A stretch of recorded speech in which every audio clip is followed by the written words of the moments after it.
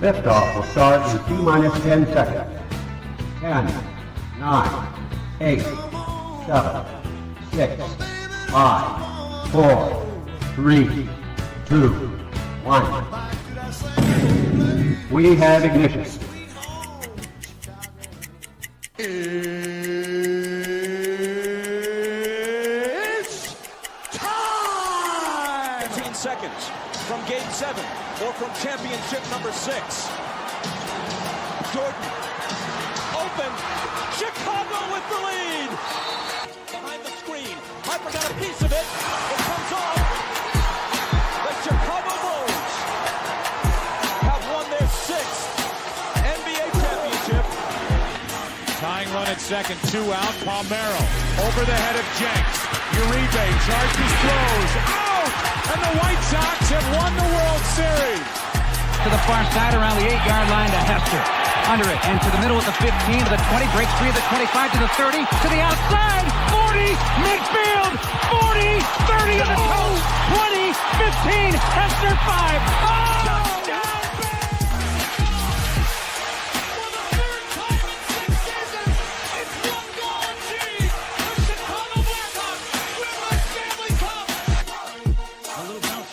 Toward Bryant, to a Glovin, throw to Rizzo. It's in time, and the Chicago Cubs win the World Series.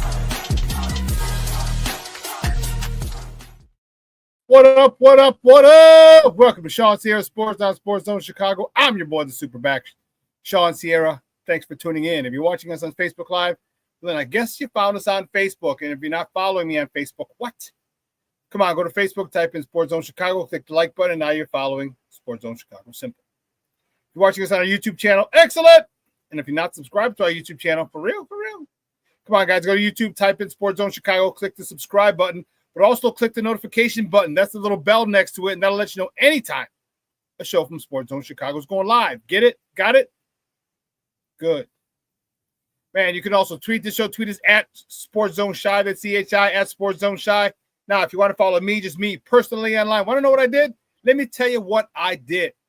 I made it nice and easy for you folks. Nice and easy. One handle for Facebook, Twitter, Instagram, Snapchat, and TikTok. All one handle at the Shawn Sierra.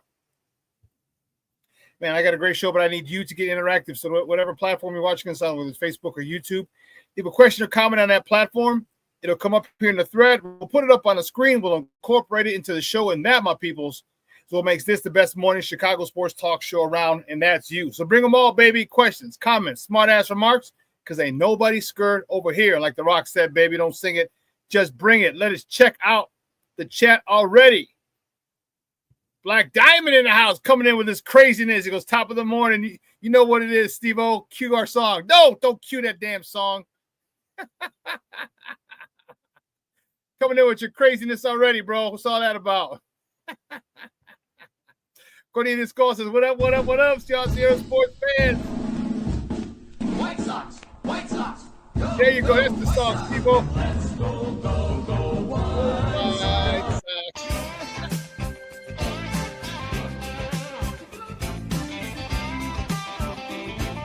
You know, we're going to have a production meeting after the show. We got to go to HR with this. Cornelius, you stop your nonsense too. He's like, fly the W. Stop it. Levette Lee checking in. She's with the nonsense too. She's like, morning, y'all. Go Cubs, go. Stop that.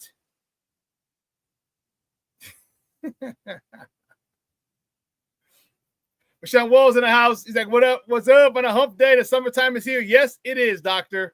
Yes, it is. Summertime. That's what I'm talking about, baby. Rick Gonzalez is in the house.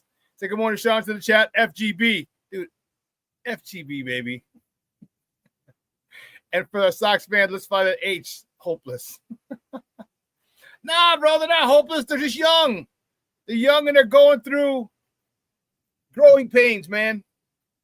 That's it. They don't have anyone super talented. There's no superstars in there. They got a lot of young, and I was talking to Steve about this morning. I don't think they have any superstars. They got a lot of like good soldiers, a lot of role players, and that's fine. But you get those role players up to snuff, get them seasoned, and then you go draft or trade for a superstar. I think after the 27 season, I'm sorry, before the 27 season, after the 26 season, after next season, and before the 27 season, you make a big trade. You bring someone here because at that point, these guys, the Chase Mydroffs, the Miguel Vargas, Edgar Caro, Kyle Teal, maybe Luba will still be here. I'm not sure. All right, those guys will have had a year and a half, almost 2 years of playing together. Okay, with this manager who I really like. Okay, now you go bring in that superstar. Okay, now you go make that big trade and start trying to compete for the division. After between the 26 and 27 season, or at the end of the 26 season, if you want to pick up, trade for a superstar who's on the last year of his deal that you can extend, cool. But it's not hopeless. It's just frustrating right now, bro. That's all it is. It's frustrating as all hell.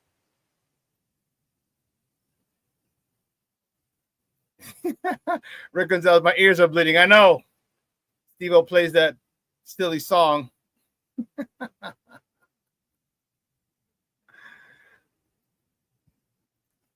Well, you can still pull for them, Rick. They're not superstars. They're not stars, though. And they have a chance to be, though. Miguel Vargas has a chance to be a star. Lou Bob is a star. Chase Mydroff could be one of those guys that you just enjoy having around, that you enjoy him on the team because he does it all. He does all the grunt work. You got a lot of guys. You got the nice little pitching staff: Shane Smith, Mike Vassell.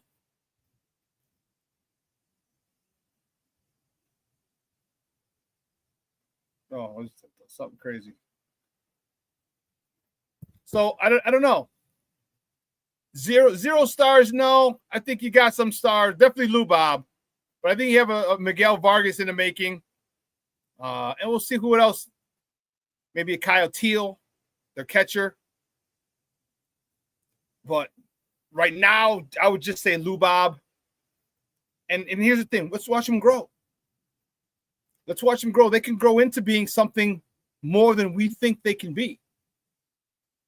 All right, with the culture and the parameters that this manager has set for this team, it's pretty good. So it'll probably be, with this core, it'll be a team that doesn't beat themselves. Okay? Not the most talented team in Major League Baseball, not by any stretch. But they're a team that won't beat themselves. So if you're going to win, you're going to have to beat them. You can't let them get extra outs, extend innings, because the White Sox will do that. You can't play crappy defense. Like I said, extend innings, because then they'll make you pay. If they're doing a good job of it now, just yesterday was a rough one. It was a rough one. Black Diamond says, bear down. And yes, Levette, it does. What did Levette say?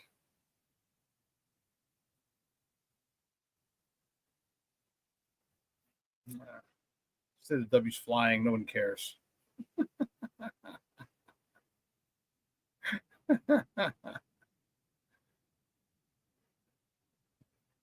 You're right. We don't pay top dollar for players. Trade are our best options to get a star. Yeah, I agree.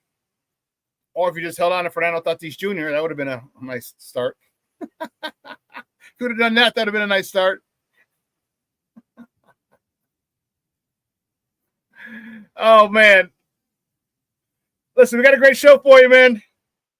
I'm excited. We got baseball to talk. We got more baseball. Cubs, Sox, both in action yesterday.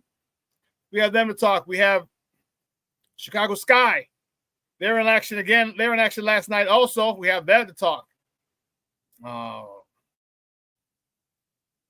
Coach Eberflus back in the news. Just what I said. Just what I said. Okay, they've got to stop playing these games. Stop playing these games. Stop lying. Stop the nonsense.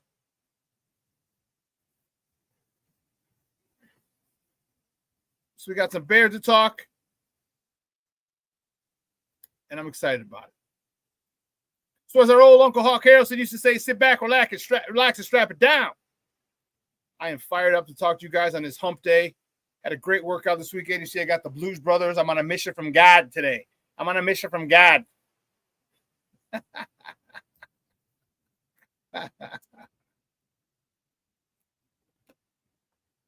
So it's going to be a good one. It's going to be a good one. So we had a lot of action. You know, we're going to talk a little about the WNBA. You know, Caitlin Clark. Are you okay with some of the stuff? There's a little situation yesterday. We're gonna take a look at that, and we'll talk about that as well.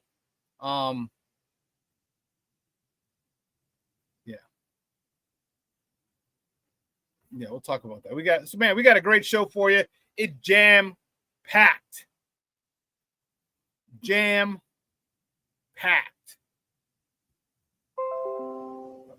I don't know if you heard that.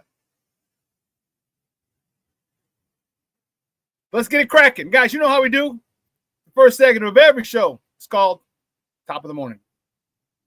It won't come just when you want it.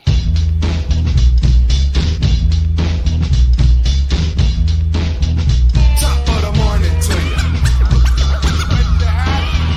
Top of the morning to you. First top of the morning topic, which way do we go? Which way do we go? Which way do we go? All right. Listen. Don't ever say I don't do anything for you, Scrub Cub fans. Don't ever say that. All right. Here we go. The Cubs. Here you go, baby. The Cubs.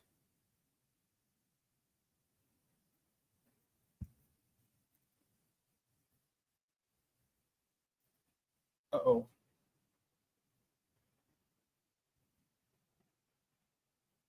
Yeah, Steve-O, we got to change that. 5-3. Cubs beat the Brewers 5-3. Yesterday, Ben Brown got the win. He's 4-5 on the season. He went 5 innings, 6 hits, 2 earned runs, 2 walks, 5 punch-outs. PCA. That kid, you saw the thumbnail. That kid is one of the most exciting players in Major League Baseball today. Hitting his 19th homer of the season, 452 feet off the scoreboard. Very Kyle Schwarber-ish. He drove in his 58th RBI of the season. That was a blast. Suzuki. Suzuki, right behind him. He was 1 for 4, hitting his 18th homer of the season, driving in his 59th, 60th, and 61st RBIs of the season. Matt Shaw was 1 for 3. With a double, his 9th of the year, driving in his 9th run of the season, and Kyle Tucker. Kyle Tucker's continuing just to do Kyle Tucker shit. 3 for 4 with 2 doubles, his 14th and 15th of the season. Some people, I don't know if I can say Kyle Tucker's having a great year, or he's just having a Kyle Tucker year. I think it'd be more apt to say he's just having a Kyle Tucker year. Kyle Tucker is a stud. He is a freaking stud. And the Cubs are going to have a tough time signing him this offseason because he's going to command $500 million. So I don't know if a guy who has those type of numbers, who continues to put it up, is having a great year. He's just having a normal year for him. A typical Kyle Tucker year, which happens to be head and shoulders above most players in Major League Baseball. So I don't know year by his standards, but it's awesome it's a great year against other people's standards. It could just be normal Kyle Tucker things. It could be a normal Kyle Tucker year. Man. Well, staying with that, the Cubs, the next top of the morning, top of the Cubs host the Brewers again today at Wrigley. First pitch is 7:05 p.m. Central. You can catch that game on the Marquee Network or listen to it on their flagship station, 670 a.m. The probables for tonight from Milwaukee, Jacob Mizorowski. He's 1-0 with a 0.00 ERA going up against Jameson Taillon, who's 7-3 with a 3.48 ERA.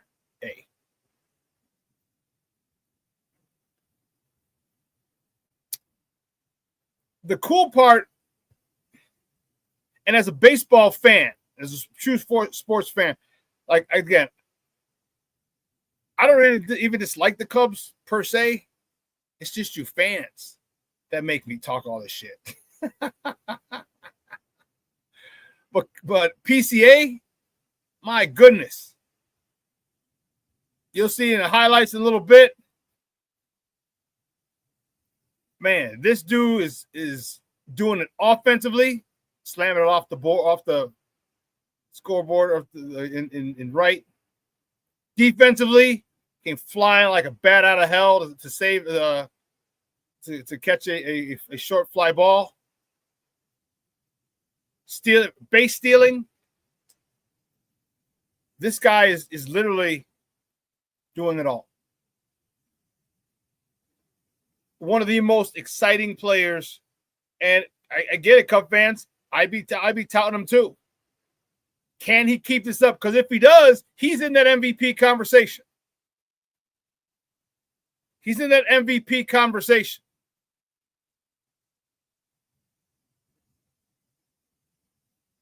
Cornelius says, I didn't know PCA had that kind of power. He's got good power. Okay? He squares them up. Okay? He's not a big power guy, but the fact is, how can I put this? When you square him up, okay, or what do they call it, when you barrel it, when he catches down the barrel, which he does majority of the time, it doesn't take much for it to go out. And he's got some explosiveness, but he knows how to barrel it up, use the speed again, use the pitch speed against the pitcher, and take it out.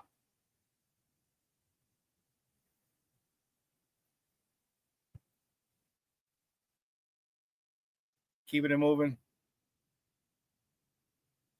Next topic on the topic, man, my guys, that was a rough one. Good guys on the south side. Woo, Charlie. That was a rough one yesterday after keeping games close all season. White Sox get blown out by the Cardinals, 12-2. Shane Smith, he got the ugly loss. He's 3-4 in the season. He went 4 1/3, 6 hits, 6 runs, 5 of them earned, 3 walks, 2 punch-outs. Edgar Carroll's 2 for 4 with an RBI, his 17th of the season.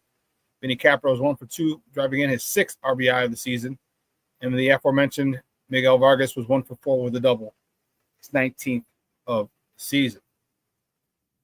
Just tough, man. Just tough. Next topic, the White Sox host the Redbirds again tonight at Wright Field. The first pitch is at 6:40 p.m. Central Time. You can catch that game on Chicago Sports Network or listen to it on their flagship station, ESPN 1000. The probables for tonight's game, Sonny Gray is on the bump for the Redbirds. He's 7-2 with a 3.84 ERA going up against Sean Burke. He's on the bump for the good guys. He's 3-7 with a 4.71 ERA. You're going to have games like we had yesterday.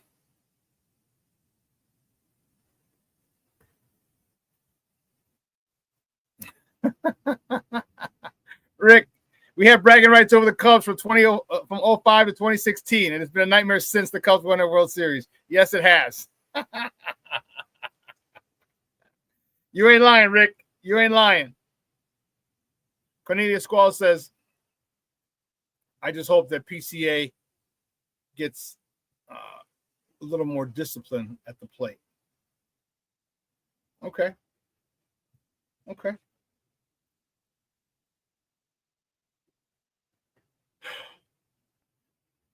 You know, one of the good things, and this is a very, very weird thing. The White Sox young hitters are surprisingly very disciplined at the plate, for the most part. most of the time. They're rookies, so they're gonna swing, but not as much as I thought they would be chasing stuff. I thought they'd chase a lot more. And that's very surprising. Because let me look it up again. Can't remember the gentleman's name.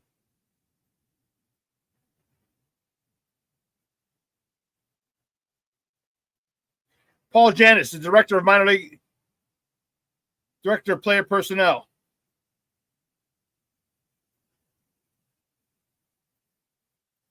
Okay. That's director of here. Let me just get this straight. Officers, managers, Major League Operation, Minor League Operation. Director of Player Development in the minor leagues is Paul Janis, like I said.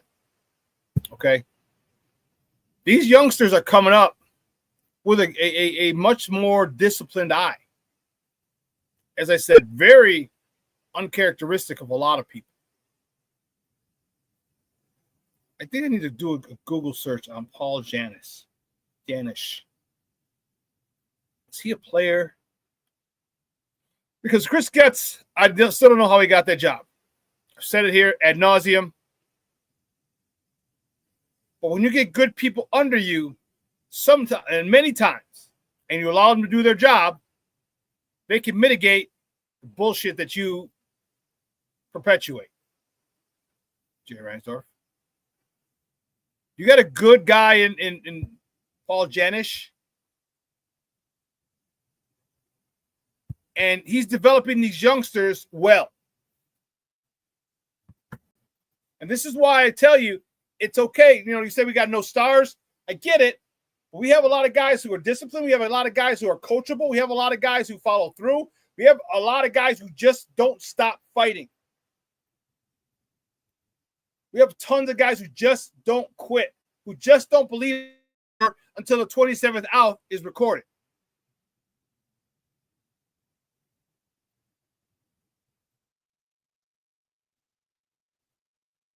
And that is a superpower in itself. Belief in yourself and your team. That regardless, with 2 outs in the 9th, you still have a chance to win. But the development of these young guys has been a pleasant surprise. Why do you think they're bringing them all up?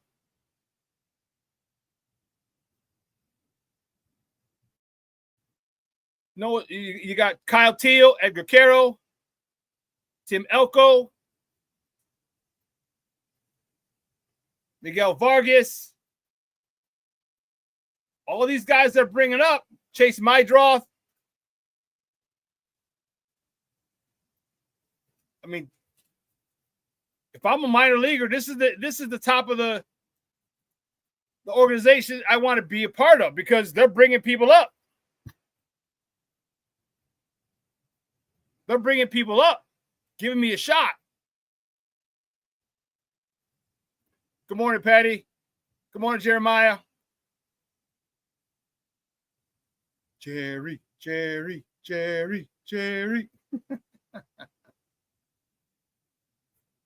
wonder if he's going to want to have his name called Jerry. You're going to shorten his name to Jerry? Because just for those of you who don't know, I'm a huge Seinfeld fan. Huge. And his name is Jerry Seinfeld. But you know his real name is Jerome? In one of the episodes, when Seinfeld was slowly but surely taking over being my favorite show from Married with Children, now it's a 3-way thing. I think it's 2.5 men fighting it out for second place. Seinfeld, 2.5 men and Married with Children. 2.5 Men is just awesome. Charlie Sheen version, the Ashton. I was gonna say Ashton Kutcher. I don't like that. They brought in Charlie's long lost daughter that he had. Who's gay and stuff. No, the Ashton Kutcher. No, only with Charlie Sheen. But anyway, listen, we're going to take a quick break. On the other side of the break, what we're going to do is we're going to finish up the top of the morning topics. All right? So do me a favor. Don't go anywhere, folks. Keep it locked right here. Shawn Sierra Sports on Sports Zone Chicago.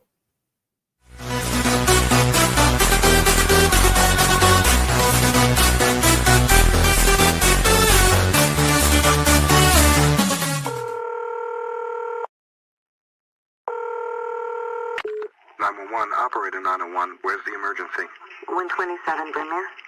Okay, what's going on there? I'd like to order a pizza for delivery. Ma'am, you've reached 911. This is an emergency line. Large with half pepperoni, half mushrooms. You know you've called 911. This is an Do emergency you line. know how long it'll be? Okay, ma'am, is everything okay over there? Do you have an emergency or not? Yes. And you're unable to talk because... Right. Is there someone in the room with you? Just say yes or no. Yes. Okay, it looks like I have an officer about a mile from your location. Are there any weapons in your house? No. Can you stay on the phone with me? No. See you soon. Thank you.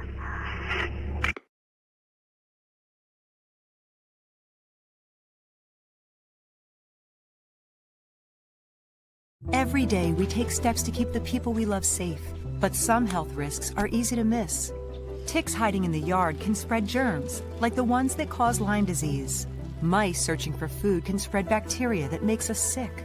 Mosquitoes lay eggs in standing water and can spread West Nile virus and more. Cockroaches are drawn to water in the home, leaving behind allergens that can trigger asthma attacks. Common pests can threaten our health.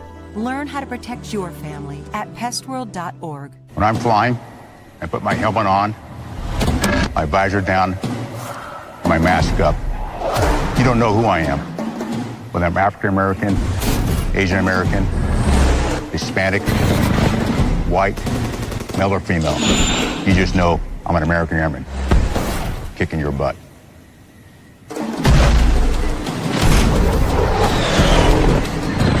I'm General C.Q. Brown Jr. Come join us. No, I don't know though. I'm scared. I mean, you're so...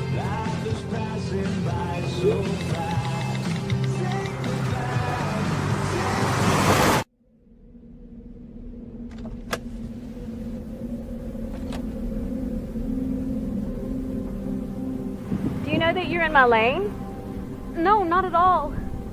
Are you not paying attention? Are you texting? I was just checking in with my mom. I was telling her that I thought we'd be home by 6. It's okay. There's enough time. Just pay attention. I'm not even halfway through my text. There's no way. I'm not even going to look up. My babies are in the car. You have to pay attention. It's just supposed to be a quick text. I'm so sorry.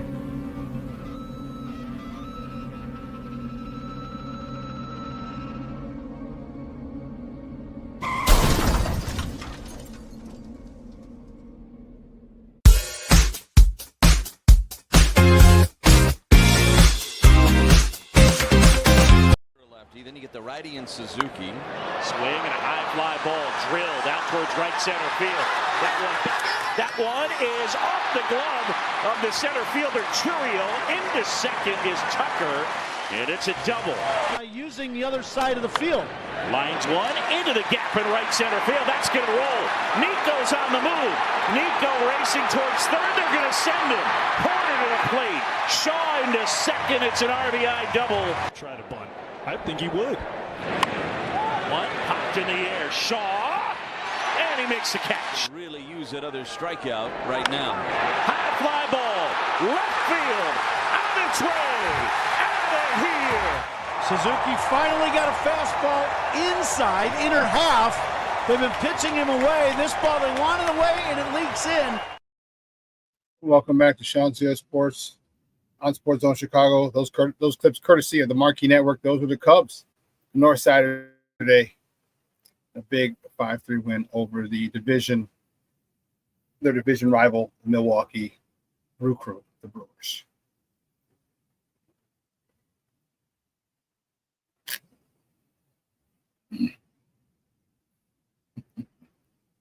Yeah, I feel like AJ Pazitsky was on the radio yesterday, and he was saying they had doing some cruise thing for some White Sox in the 20th anniversary for the the 05 season.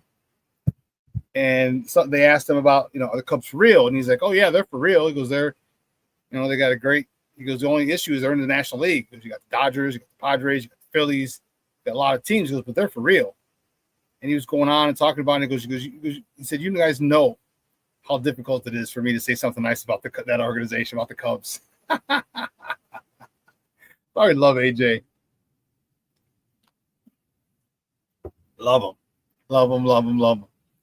But even AJ believes they're real. That's a guy who knows baseball. Former player, former catcher, World Series champion, former All-Star. You guys are sitting pretty, telling you. And all you need is that big trade by the trade deadline. Chris Sale, telling you. How ironic would it be if you guys trade for Chris Sale, former White Sox, and he comes and helps you win a World Series? First of all, I'd never hear the end of it. I think I would unfriend all of my Cub fan friends. That you win two World Series, your second World Series before we win ours. I think I would have to literally stop talking to every single Cub fan friend. That'd be a lot of people. A lot of my family, which I'm okay with. Bump them. A lot of my friends, because you would be unbearable. You'd be as unbearable as we were from 05 to 16, right? Right, Rick? Right, Rick? Rick says, I love that you look disgusted when you talk Cubs. Hey, I give a fair analysis, though. It may hurt and bother every fiber of my being, but I give a fair analysis. I give an impartial analysis. Okay? Patty's like, right? Right, Rick?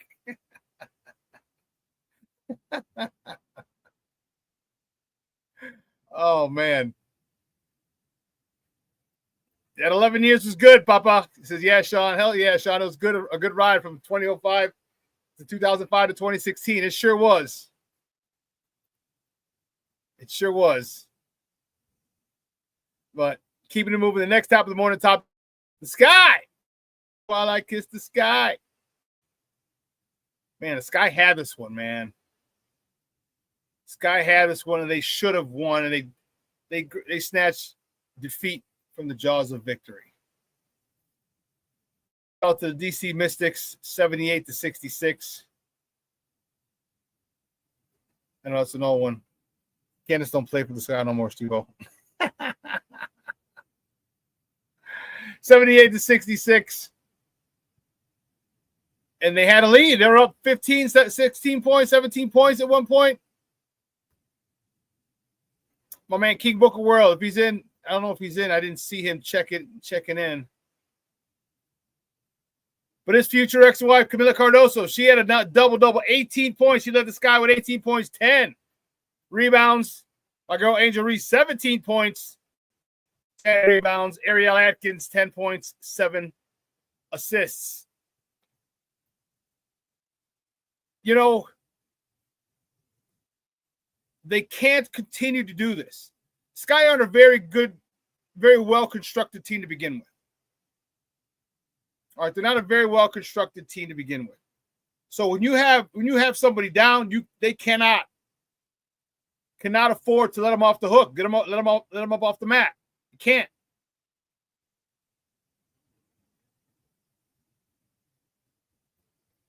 Haley Van Lith did not play. Oh, she did. I'm sorry. She didn't start. 5 points, 2 rebounds, 1 assist.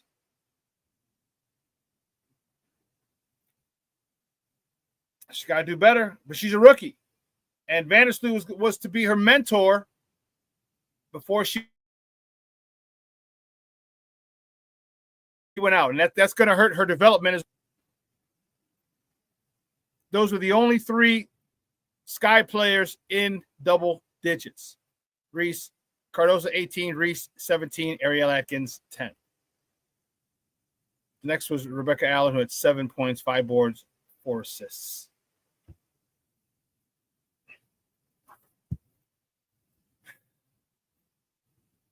we're just not very good. And it's frustrating. It's frustrating. Keeping it moving. The next top of the morning topic. Game 6 of the NBA Finals is tomorrow in Indy. Tip-off is at 7:30 p.m. Central Time. You can catch that game on ABC. Oklahoma City is 1 win away from their first NBA title. They lead the series 3-2. And let me tell you something. They are a really, really good basketball team. And they are going to be here for a minute. Okay? They are going to be here for a minute. They have a slew of draft picks for the next couple of years. And you win the NBA title and still have this slew of draft picks. Wow. Wow. They're in a good spot. They're in a really, really good spot.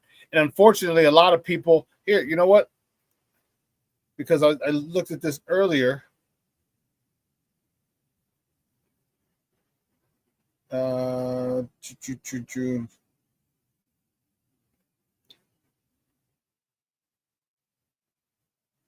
NBA Finals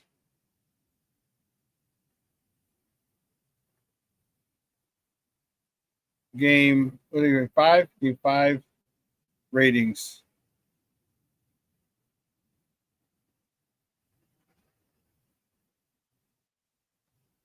Wow. So Monday's Pacer Thunder NBA Finals Game 5 averaged a series high 9.54 million. It's down 22% from last year's Mavericks Celtics clincher. And least watched Game 5 of the finals since the Heat Lakers in the fall of 2020 bubble. Wow. Just not a lot of interest in those small markets. And again,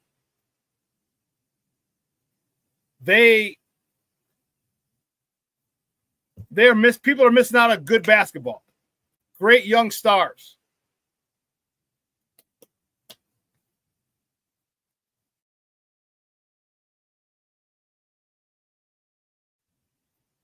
Great young stars, new face of the league, or people you think are trying to be the new face of the league. There goes the warden up to CrossFit.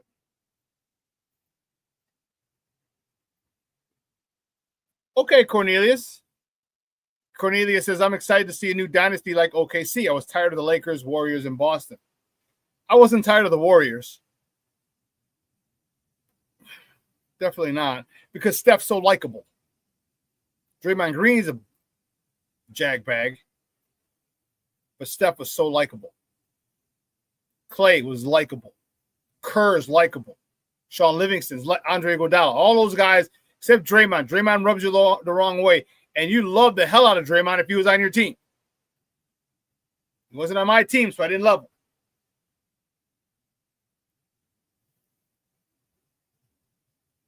But it's going to be interesting. There's a big caveat. So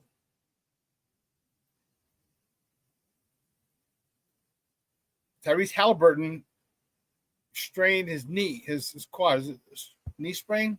Sprained his knee. They're going to take an MRI to see the damage. All right. If he's out, game over. Bring the fat lady out. It's over. They've got no shot. And we had a discussion Saturday when I produced the Smoke Fellas podcast from 11 to 1. We had this discussion about Tyrese Halliburton. Is he a superstar, a star, or neither? I say he's a star on the verge of trying to be a superstar. Ben doesn't even see him as a star. And Tyrese Halliburton's performance in Game 5 gave a whole bunch of ammunition to Ben. A whole bunch Was his knee or his calf? That was his knee. Over an injury, yes. Calf strain. Knee sprain. Calf strain, yes. Thank you, sir. So, if you're a star, you don't go over from the field in the finals. You don't go over. He ended up with 4 points, 4 free throws. You cannot go over if you're a star. I like Tyrese Halliburton. But you can't go over from the field if you're a star.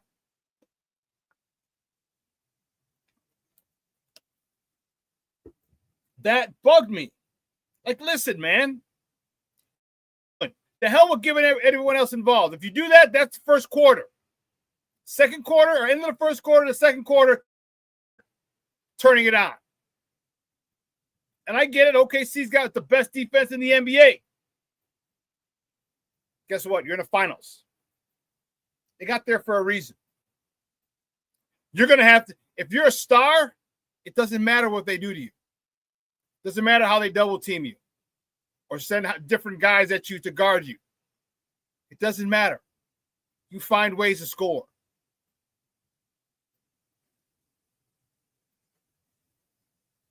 That's bothersome to me. Because I had him as a star. I didn't have him as a superstar. I had him as a star. Like, people go see Tyrese Halliburton. He's who I think of when I think of the Pacers. I think Pascal Siakam's their best player. But I think Halliburton's the star of the team. And you go over from the field. Come on, Papa.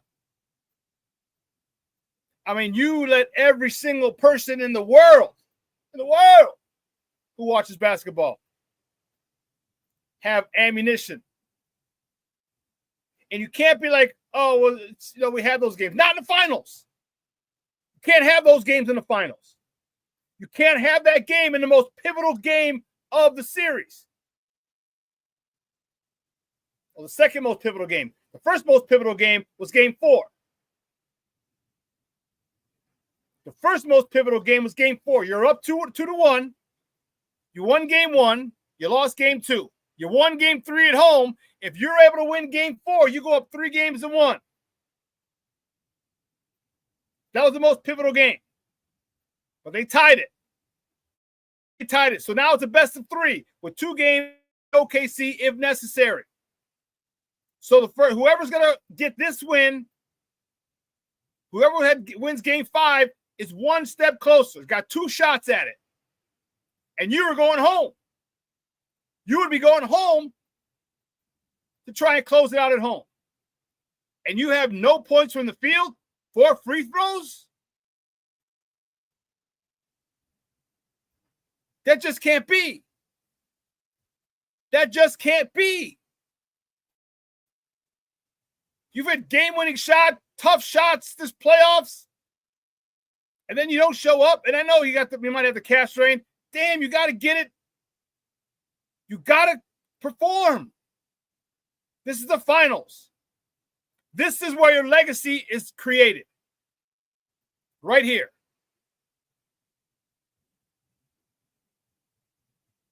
The biggest stage, the best, the people who are revered the most get it done in the finals. We can talk all this shit about LeBron. He's got it done in the finals. And he may have more finals losses than wins, but he's got 4 finals wins. 3 if you don't want to count the bubble.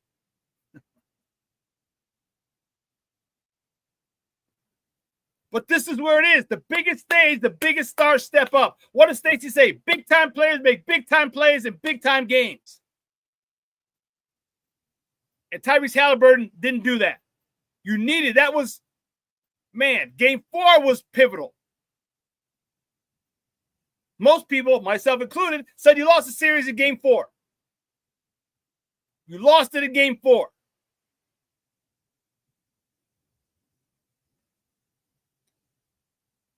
So I don't know how he's going to, one, if he's going to play, two, how effective he's going to be. But damn, Don, don't lose on your own court. Make it go 7. Make the NBA happy.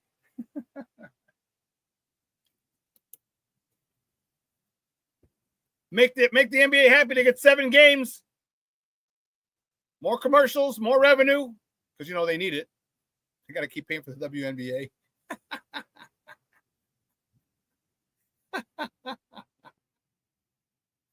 Make it go 7. I'll tell you what, if it goes 7, that'll be a very, very, very highly watched game. That'll probably blow the other 6 games out of the water.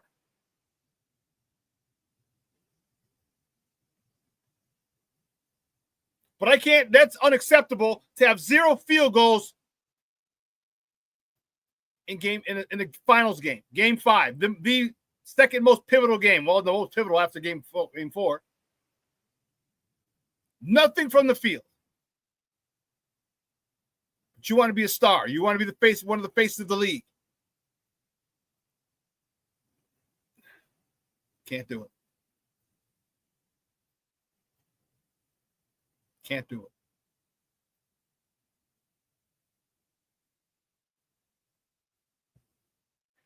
The WNBA is in season right. They're going right now. And Caitlin Clark is in the middle of something else again. Your thoughts on this? Let's watch. I mean, is that displacement? I think it is. Oh, and Marina Mabry's going to get ejected. If the officials saw that, Marina Mabry is going to get ejected. Well, they're going to go and look at it. Look at Mabry. She's got a scar on one side, a scratch on one side of her face, a scratch on the other side. It's not from the game today. I asked her about it. She's always in the mix. There's a lot of contact here.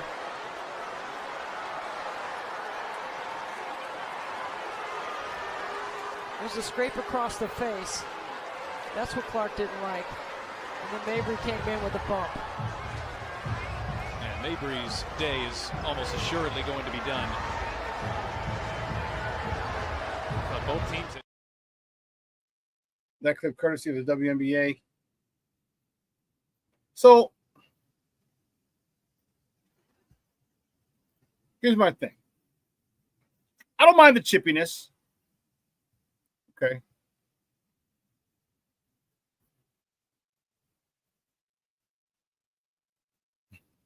Rick said she's just a Ric Flair fan, so she gave Clark the old thumb to the eye. No blood, no foul. I don't have a problem with that. Here's why. Well, one, she hit her in the eye. If I'm a player, if I'm playing basketball and you poke me in the eye, I'm pissed. You saw Caitlin was pissed. She had every right to be. Then she shoved her. She wasn't an aggressor. She shoved her because she was mad. Not like she shoved her like she was about to do something, but she shoved her. It was like, damn, my eye. And then Marina Mabry comes over and knocks her over. That was some bullshit.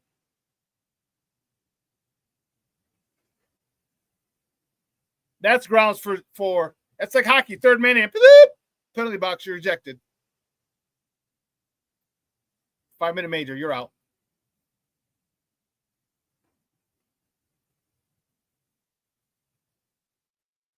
I'm okay with it. Coming to the defense of your team. Just don't start throwing blows. Okay? Because then you'll be like the men, and you don't want that type of stigma attached to the WNBA. They've been doing everything in their power for the last few years to make it more feminine, more attractive. They have girls come, basically a fashion show to the game, to the arena. They have you, they have you videotaped. They put it all over social media when you're arriving to the game in the tunnels. Soften up that image. You start fighting, there's a problem. And it sucks because I'd be mad too. I'd be mad too. And I might have pushed the dude too. Like, damn, dude, what the fuck? You know?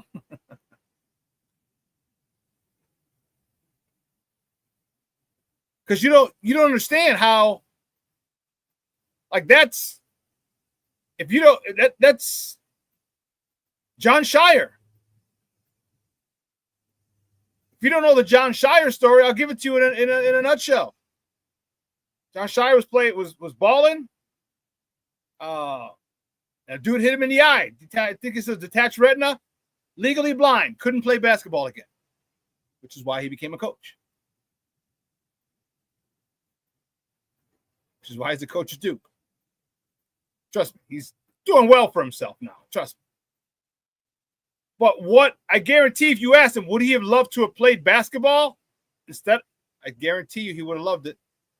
He would have rather done that than coach. Maybe later, coach. But you do some shit like that. Like, I think that was that was bullshit.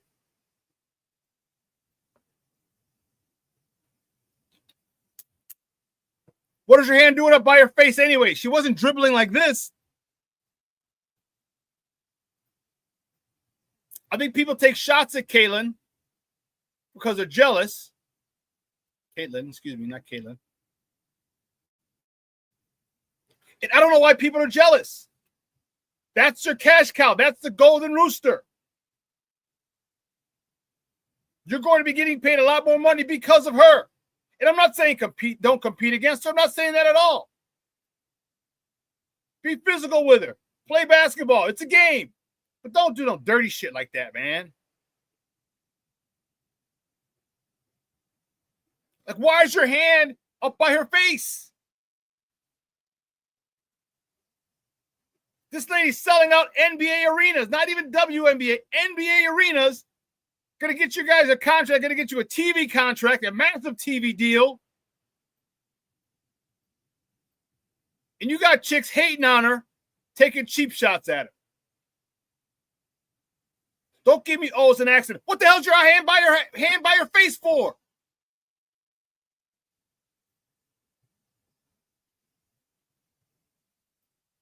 And I'm a big Caitlin Clark fan. She's doing stuff that has not been done or seen since Steph Curry or Mahmoud Abdul-Rauf, better known as Chris Jackson, because he was Steph Curry way before Steph Curry was, for those youngsters who don't know. Go back and take a look at Chris Jackson out of LSU.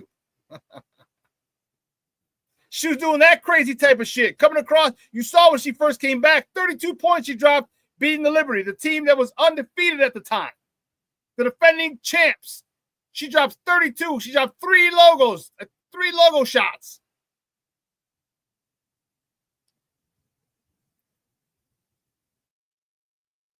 $27 feet minimum for those three shots. Splash, splash, splash. Like I said, I'm not saying don't compete. I'm not saying don't push her, don't challenge her. Don't take cheap shots, man. What if she loses her vision? What if she had lost her vision? You detached her retina or something. And I'm not saying she's the only star in the WNBA. I'm not saying that at all. What I'm saying is she's the most popular. She's the most popular. I just thought that was kind of bullshit that you're reaching at her face when you're not dribbling by your face. Like, what are you reaching? If you're reaching for the ball's not by her face. And then Marina Mabry coming over, knocking her over when she's holding her eye and knocking her over. Her balance, she's closed. Her eyes are closed. Her balance is off. You just knock her over.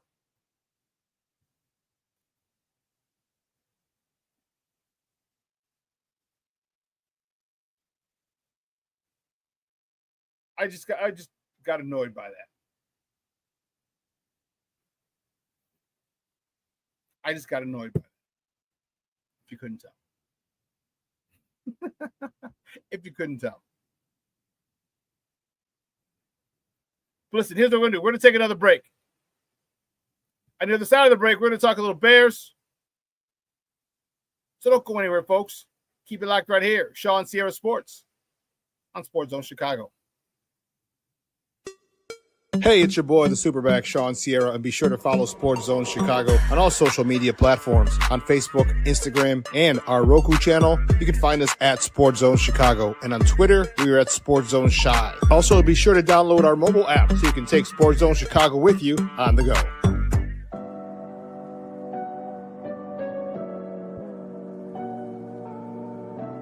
How do you take care of your mind health? For my mental health, I meditate in the mornings. I have my dogs.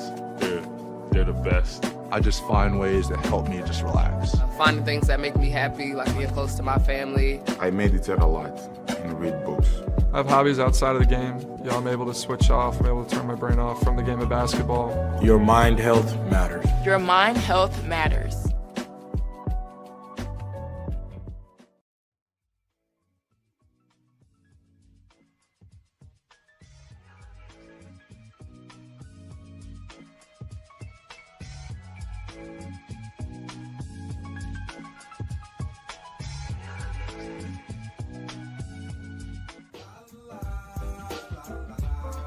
It's a romance sport. What? It's a romance sport like that. Your Marine Corps' way of life is to defend the American way of life.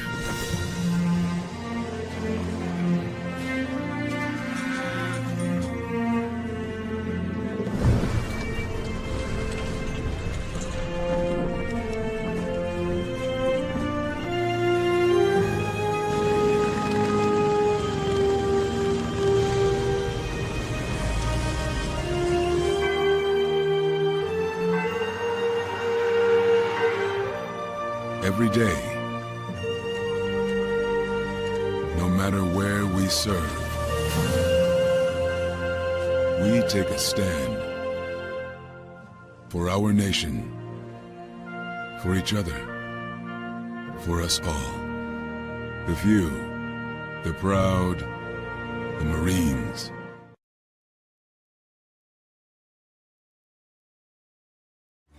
Everybody in a work zone is someone's somebody. This is my mom. She works for KDOT. This is my dad. This is my mom. This is my daddy. This is my sister. This is my daddy. This is my son, Scott. He was killed while working in a highway work zone. When you drive through a work zone, drive like a life depends on it. Because it does.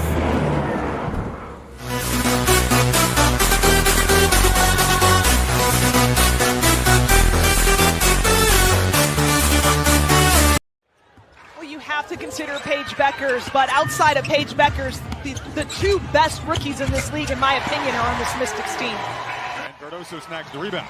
Quick outlet. Reese calling for it. The drop off. Back to Reese. Oh, tic-tac-toe. They go.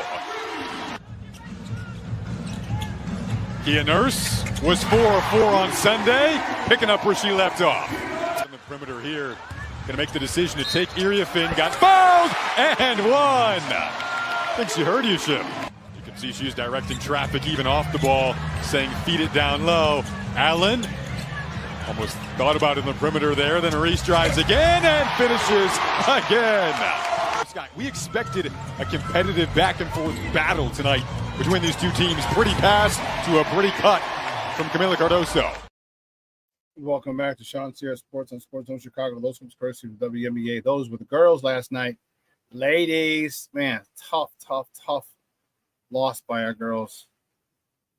And man, it was a tough one. Like they had it. They were up 15 points, 17 points, and they lose 79-72. Ball movement, you see the cut. So that's what I'm seeing. Improvement there. You saw Camila Cardoso dive into the hole. You saw the passing. Apparently they forgot to play defense. James Ford checking in. What's up, Bubba? How are you? Thank you for tuning in. Good morning to you too.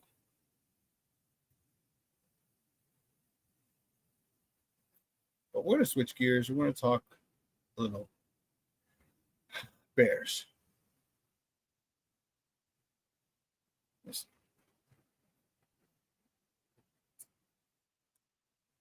I told you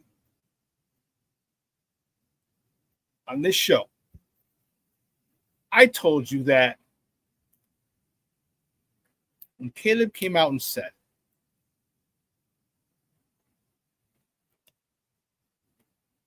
or whoever, might have been his dad, whatever was conveyed to the reporter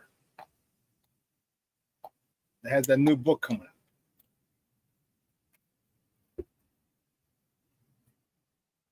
When Caleb said, or was said from Caleb, whether it was him directly or his dad, he didn't watch film. He had to watch film by himself.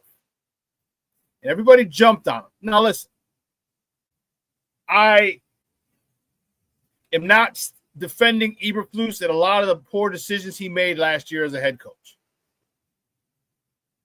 Okay.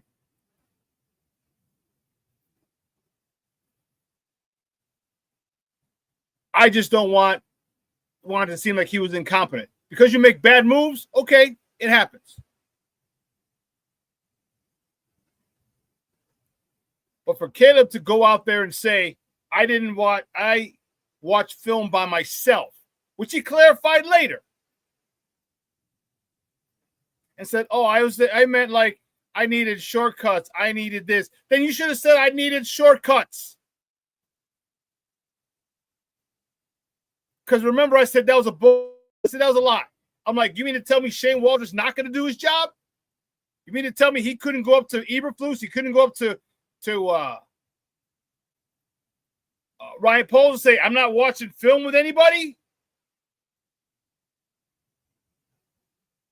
And remember, I said, we're only hearing one side of the story. I said, I find it hard to believe that Caleb watched film by himself. I find it hard to believe.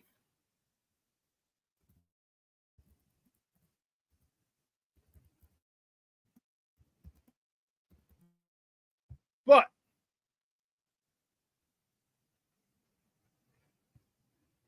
and I also said, we're only hearing one side of the story. Do you remember that? I said, you're only hearing one side of the story.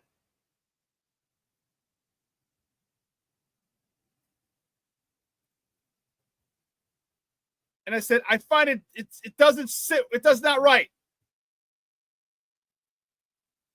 I don't believe it.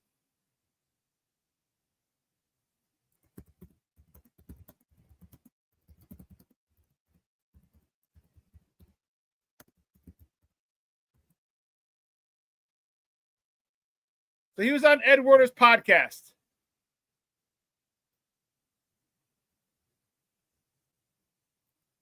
Well, he, meaning Matt Eberflus, who's now the defensive coordinator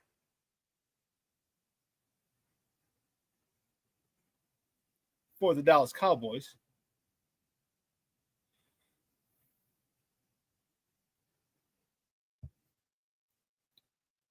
He's on the podcast, and the question comes up.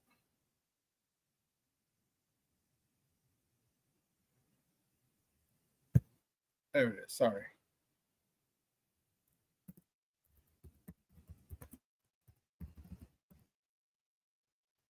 And this is what he had to say. And yet recently, Caleb Williams was quoted criticizing the fact that nobody watched film with him last year.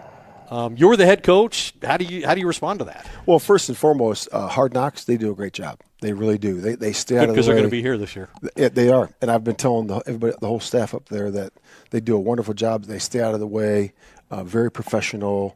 But back to your other question about, the film watching and all that, I would say this, that, in the development of the quarterback position and really all positions, at my time at the Bears, we've always had daily coached film sessions. That was out through the entire year. So that's what I've observed, and that's where it was. So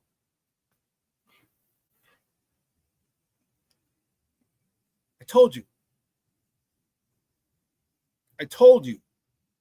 And trust me, you got a whole bunch of other people who don't know shit. And this is why I'm glad that I started this podcast and this platform, especially when it comes to football, because you had everybody else running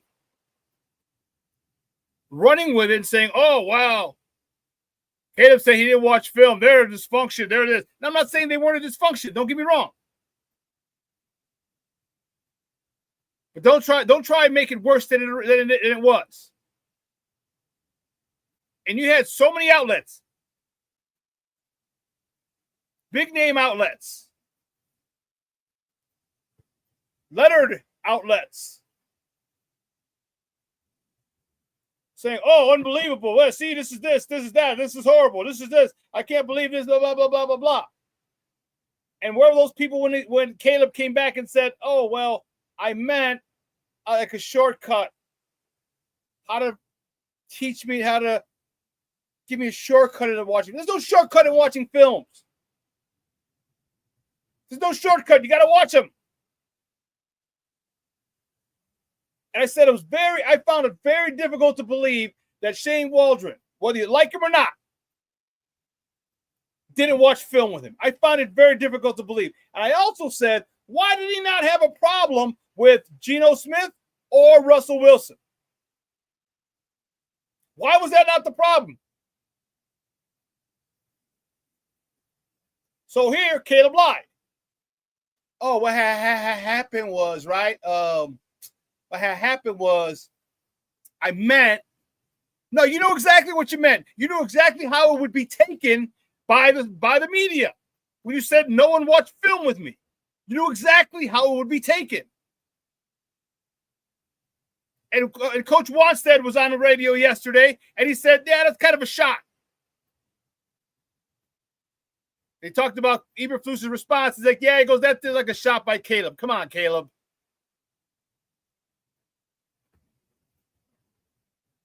And there's no need to take a shot. There's no need to embellish or make someone look bad. Because if this is the type of person you are, I'm going to have a big problem with that type of stuff. You didn't have to like them. Then just say, hey, first of all, I don't even know why you didn't talk to a reporter, a guy doing a book. Because you know excerpts are going to come out of it. And this is the shit show that you created. So now you exaggerate the truth. And Eberflus looks pissed and frustrated. He's like, and there were coaches, coach-led film sessions every day. So don't start lying and being a little sneaky snake. Because that's going to take away from your potential as a person. Remember, everyone wants good people. They want good people in that building. He's a great character. Well, guess what? Your character just took a big hit.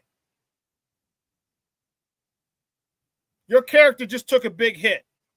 Because basically he called you a liar. Eberflus called you a liar. You don't have to like Eberflus. You can say he's the worst head coach in the history of head coaches. I'm not arguing that fact.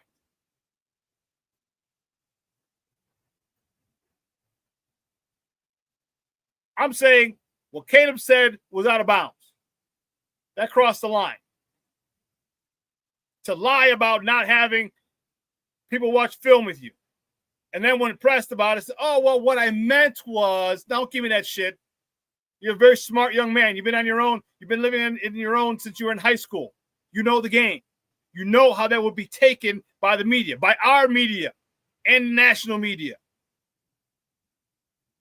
So for you to try and go and shit on Matt Eberflus is kind of a dick move. You didn't have to like him. You didn't have to agree with him. You didn't have to. You couldn't just totally think he's incompetent. Go about your business.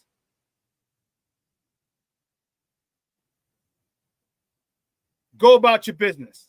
Say it was tough. Last year was whatever. There's difficult times for everyone involved, us, the coaching staff. Didn't end the way we wanted to end, blah, blah, blah, blah, blah, blah. But for you to go out of your way to make up that bullshit and lie, that makes me question your character. That makes me question your character. And notice, none of all the people who love Caleb, no one's saying it. No one's calling him to the carpet about it. Because now you heard the other side of the story, and he calls you a liar. End of story, you lied, period. Because when you backtrack, what I meant was, what happened was, right? I meant I just looked for a shorter way, a shortcut. There's no shortcuts in watching film. You know damn well I was watching film in high school and college. But you had to say, oh, no one watched film with me. I had to watch film by myself. Character concerns are an issue for me now. To lie about your head coach like that. Listen, I hope you throw for 4,000 yards and you make us forget about all this bullshit. Right now,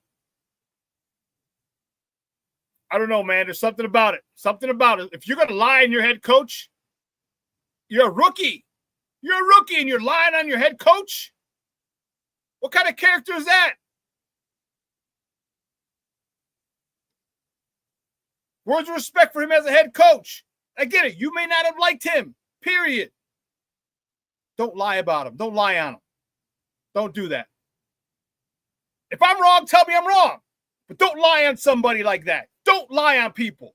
If that was in the streets, if that was, how would you feel if somebody lied on you?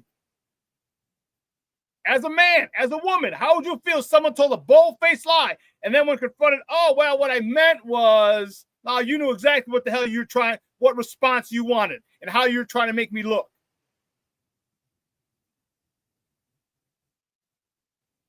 You knew exactly. Foster covers checking in. You're damn right, Foster. It's not a good look when people lie for absolutely no reason.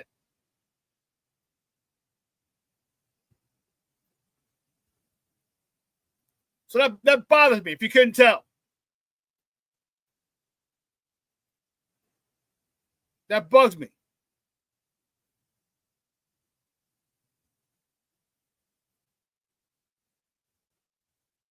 Like I said, I hope you throw for 4,000 yards and 40 touchdowns. And make us forget all this stuff. And I hope you can I hope you conduct yourself in a more honorable way, Caleb. Because for you to lie and throw someone under the bus like that is unprofessional and childish and selfish. Because now what else is it? Rick, I can agree with you to a certain extent. He's a young kid. He will learn. He's a young kid who had to grow up really fast. When you're the number one, he's been on his own since high school. He lived in an apartment in his high school. He's different. He gets it.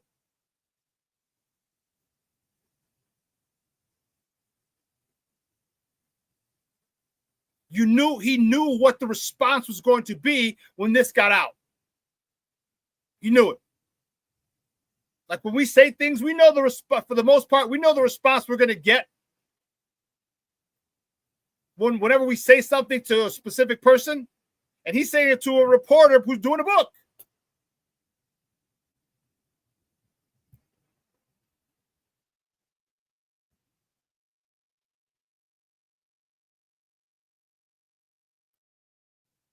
You better, one, I hope he does learn.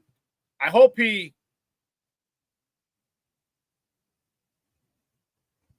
Rick's like, just playing devil's advocate. Sorry, but I got fired up, man. Like, don't lie on people, man. Especially in sports. All right, the man did the best job he could. And I know it wasn't a great job. I get it. He made mistakes. I get it. But to lie on someone like that, come on, man. And don't try and sweep it under the rug, people, and say, oh, it's not that big of a deal. Because if someone lied on you and said you weren't doing your job, you weren't doing your job as a parent, what if they went to the media and said you weren't doing your job as a parent?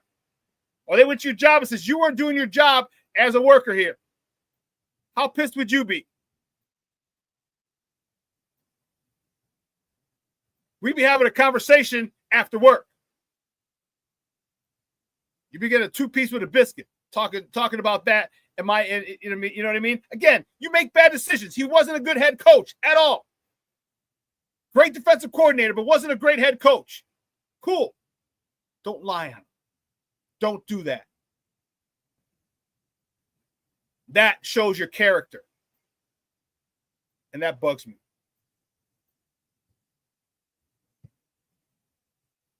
Fired up.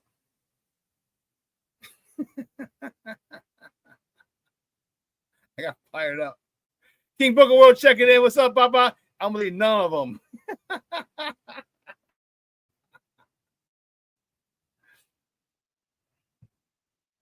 Telling you, man. That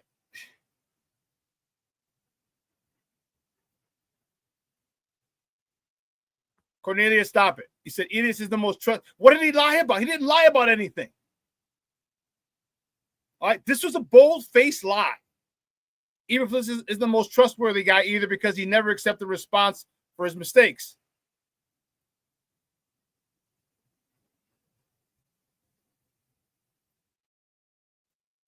That's not, I get it. That's not a good character thing either.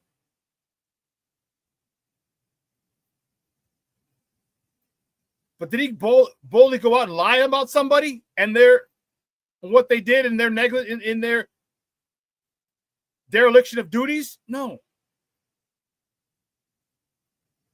Again, put it in flip it around. Cornelius, what if he said that you weren't doing your job as whatever you do? How would you feel?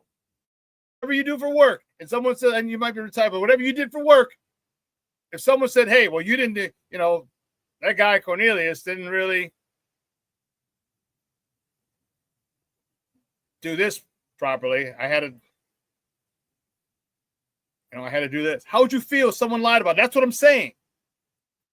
And I don't see any trust. I mean, there's a guy who wants to evade the issue, but he was all, I don't know. He kind of just kept going on and on. He just didn't want to deal with that at the time. I'm talking about Eberflus. I know it would have been much easier if he said, you know what, I screwed up. And I think he did at one particular point because people got on him. And remember, he started saying, I made a mistake. I did this. There was one, I don't know if it was last year or the year before, where he started a lot saying, I messed up. I did this. Yeah, he did.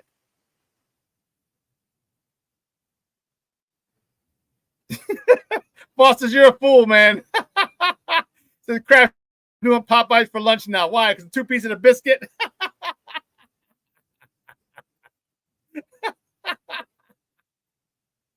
Roberto Ramirez checking in. Said, good morning. Happy hump day. Come on, you. Stop with your nonsense, Roberto. You and Cornelius and Levette and Black Diamond. Stop with your craziness.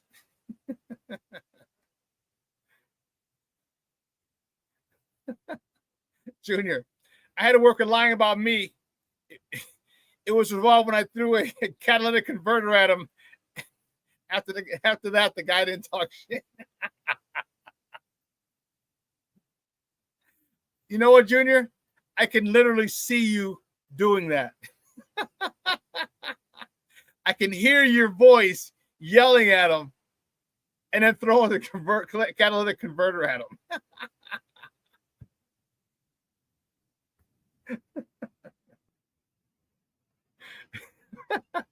Foster, you're a fool. He's like, Amardo, throw it at me. They just stole converter off my ex's wife in Harlem and Lawrence.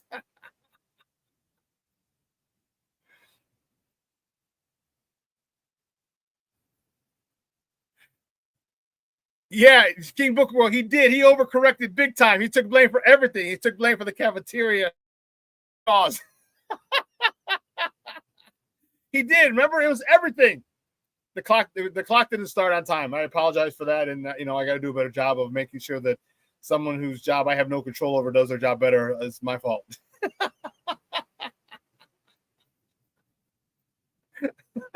He did. It was my fault for everything.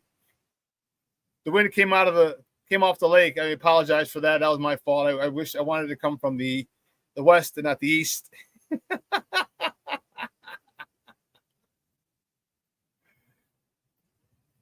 Easy there, Roberto. We're in a good place. We're having rough times. Remember, you guys lost what, 1 or 2 years of 100 losses in a row? All right, relax. Relax there, buddy.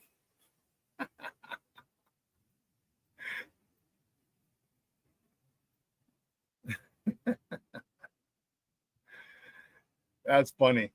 That is funny. But speaking of my White Sox, no, you know, we're gonna stay with the Bears. We'll stay with the Bears. All right. I'm anxious to see. We talk about it a lot. Okay. We talk about what they have. We talk about all this that Caleb has now. All right. We got everything. And here's the one thing that I thought about yesterday.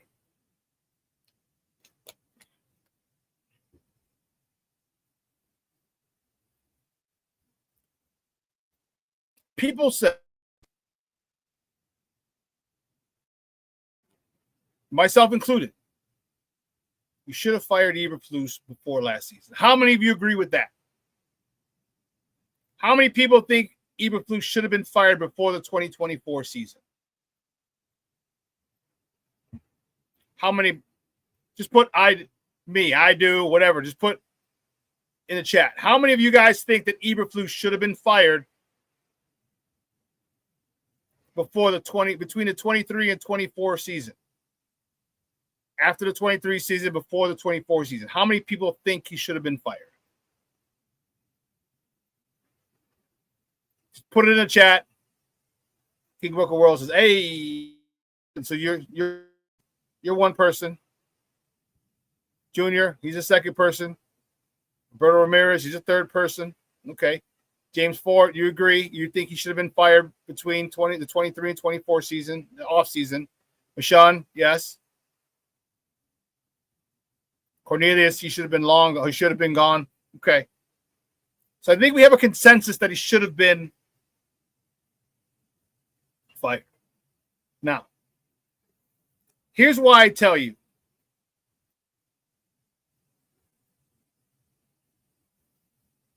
That's funny.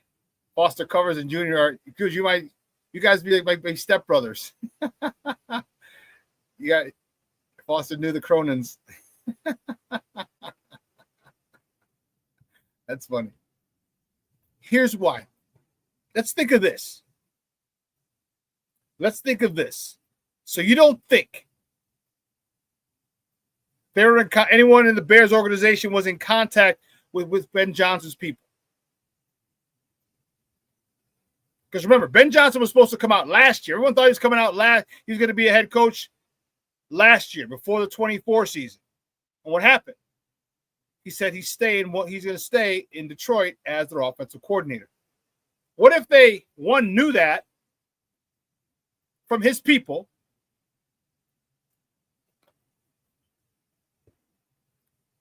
and two, knew he was going to be the head coach of the Bears? What if he said, hey, I want to be the head coach, but I got to stay one more year in Detroit because I got some unfinished business. I got to win this Super Bowl. After next year, whatever, I'm coming out. I'm going to leave Detroit to be a head coach, but I got an unfinished business. What were the Bears to do? You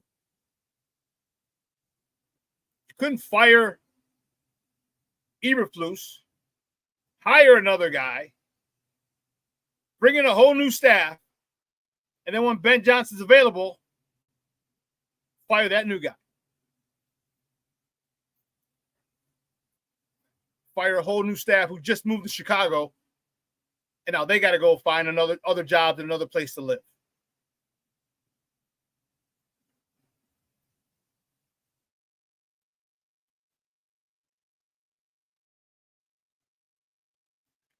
Who would have they hired? Who would have they hired? There were a lot of candidates out there. If so, would that hinder their chances to hire Johnson? No, I think they waited. I think they knew that Johnson was coming out this year or at the end of at this year, this offseason, and were in the running for him. One, they wanted to be in the running for him. Because if you hire a head coach after 1 year, most teams don't. I know it happened once recently. Was it for the Browns or the Bucks? They fired their coach after one season.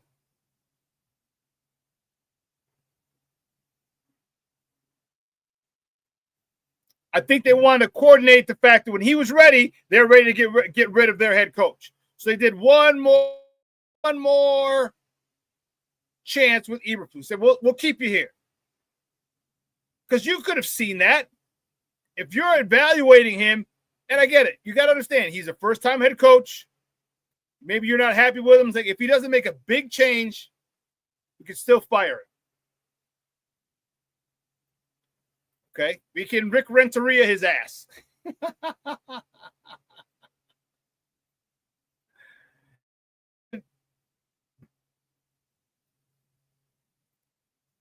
Yeah. I think that might have been a situation. Because it makes sense. Because most people thought he should have been gone to begin with. So the Bears said, okay, here's what we do. If he has a great increase, okay, good, we're on the right track. But if not, if he doesn't have a great increase in wins in the cult, it's fire him, saying we can say whatever we want to say because now Ben Johnson's available.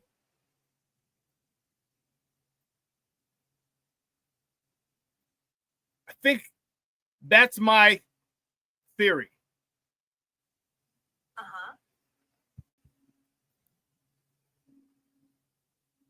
That was Siri. Oh my goodness. That's my theory. Could be wrong.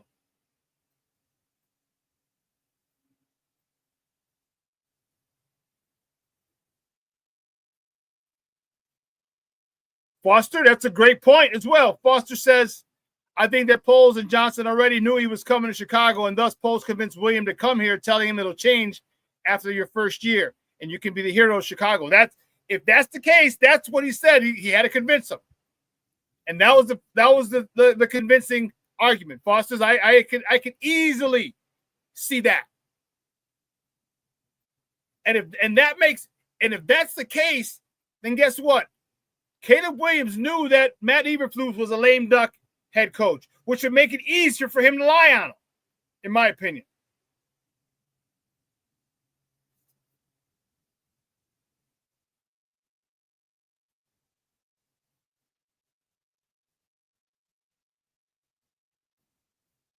So after all this craziness, now we got Ben Johnson with Caleb. So my question is this. The $1 million question. How soon can this offense start clicking? I told you, at the beginning of 2026, 1 year from this day, June 18th, probably won't have a show because it'll be a Thursday. What's next year? Next year, leap year? 26? No, it's 24. That'll be a Thursday. But next year at this time, I'll be fired up because Caleb's not learning a new offense. Rome, DJ, Colston Loveland, Luther Burden, Cole Kmet, offensive line. They're not learning new schemes. But my feet are going to be here in 2025.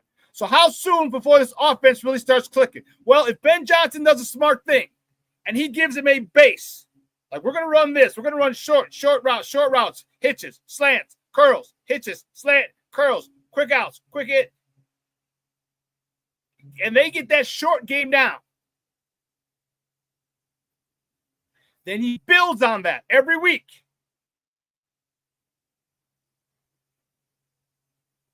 I think by week 10, maybe sooner, but I think by week 10, this offense will have a very, very, very comfortable feel about itself. And I think the last 7 games will be a preview or the tip of the iceberg of what we'll see in 2026. That's my thought. That's my prediction. The last 7 games will be the tip of the iceberg. It's going to be a preview of what we're going to see in 2026. Maintaining that we're healthy. That's the biggest caveat, that we're healthy.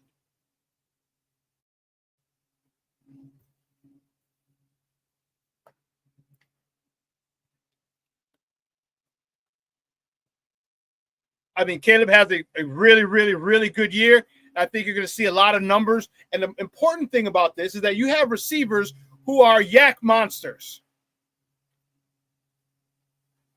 DJ Moore, excellent against man-to-man. Excellent yak. Rome Odunze led the NCAA in receiving yards his senior year, his last year at Washington. Luther Burden led the NCAA in yak in yards after catch last season.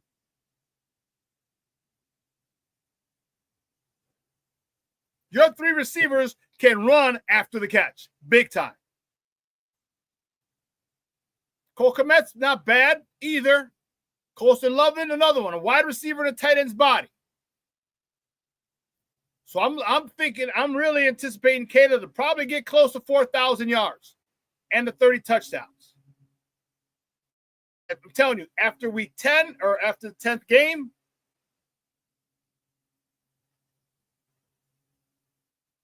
I think we're going to see a lot of those big time. Let me see something. How many?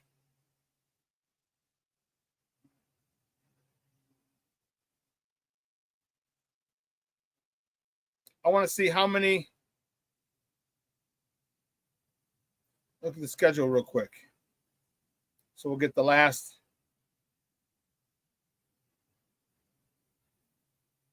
Here we go. You know what? Let me put it up. We'll put it up on the screen. We'll put it up on the screen and we'll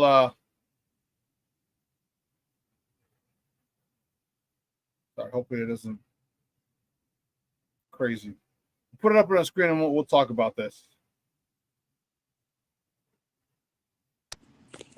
Nope.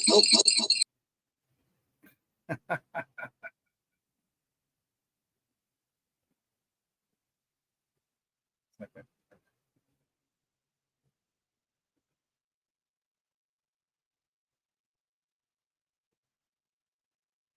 put this up and we're going to go through it.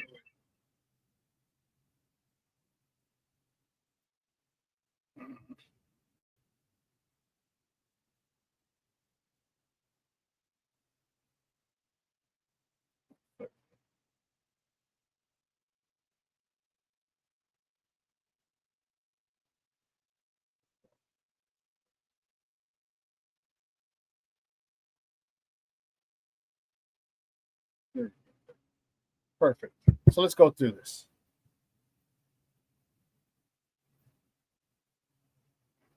This is 2025. So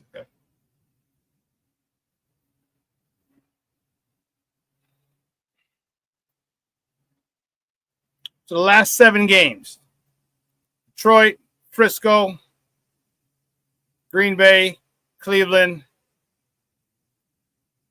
Green Bay, Philly, Pittsburgh.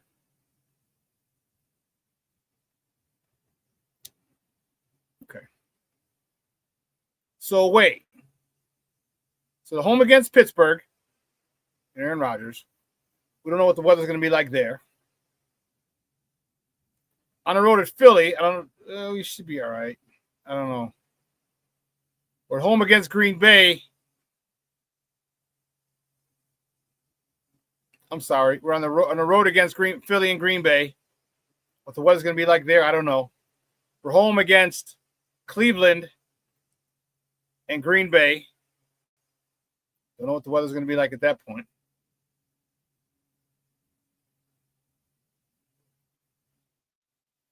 Away at San Francisco, I don't think it'll be that. The weather shouldn't be an issue at San Francisco.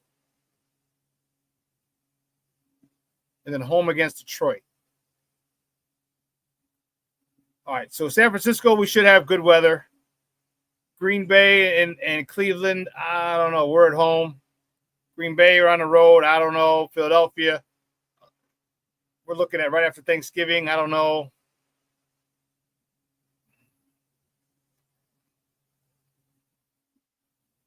I would have loved an indoor team.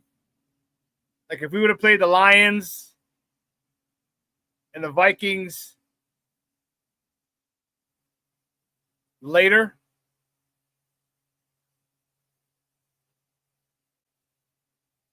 You know what I mean? If we would have played the Lions and Vikings later, we would have had them in Minnesota late. We'd get a really, really good idea with this offense. We'd get a great idea with this offense in ideal conditions. But I'm saying, look at this from the Pittsburgh game on. 1, 2, 3, 4, 5. For the Pittsburgh game on, maybe even the Minnesota game on November 16th. On November 23rd, from that point on, I think this offense is going to really show you, give you a preview of what they're going to be the next season in 2026. I think they will. And that is going to be dope. That's going to be really, really, really dope. See this team. Caleb will have a much better grasp of it, as will the wide receiver, as will the entire offense.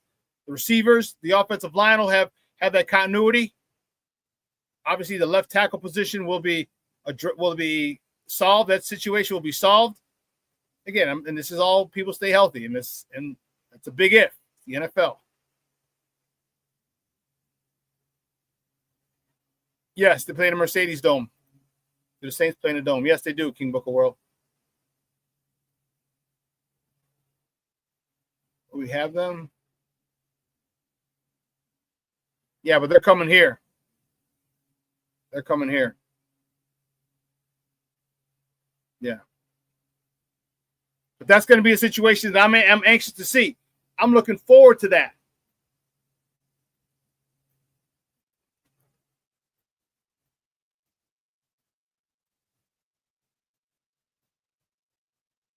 You know, that left tackle situation is one that is interesting because of this.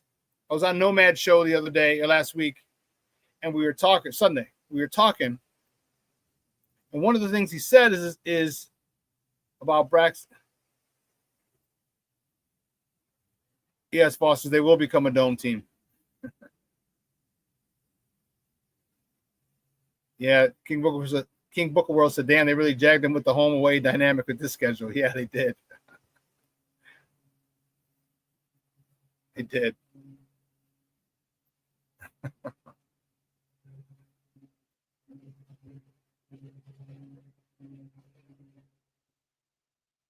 The thing about this left tackle decision, thank you, Roberto. You actually brought me back on track.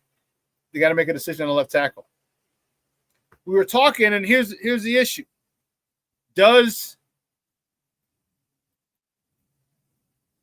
If Braxton Jones wins the contest, is that a good thing or a bad thing?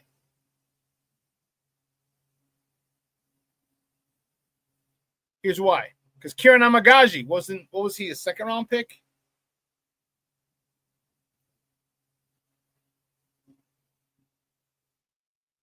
Or third? Kieran Amagaji. I want images. Oh. He's third round pick. So you got a third round pick and a second round pick in Ozzie Trapillo. Thank you, Rick. Third.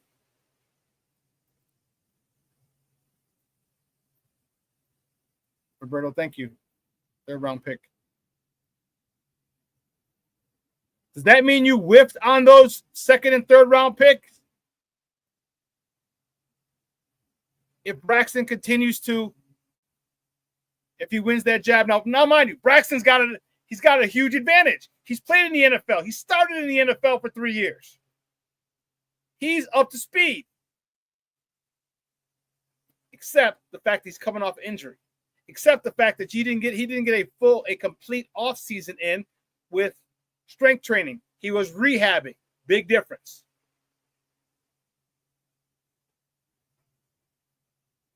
So in my mind, I hope Ozzy Trapillo wins it.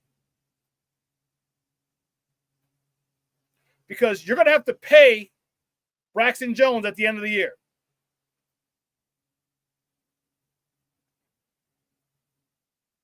You're going to have to pay Jones at the end of the year.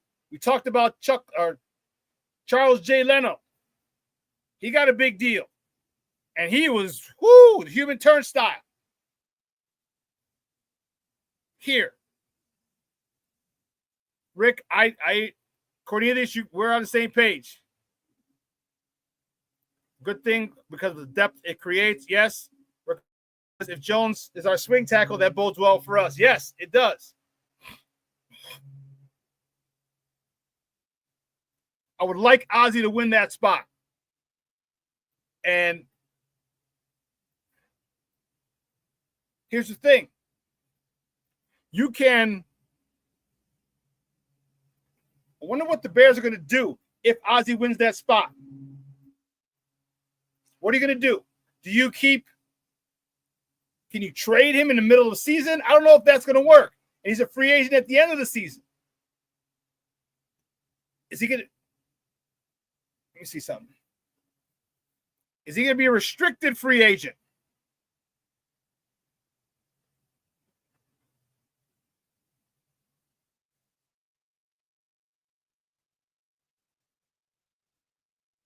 Yeah, he's a free agent.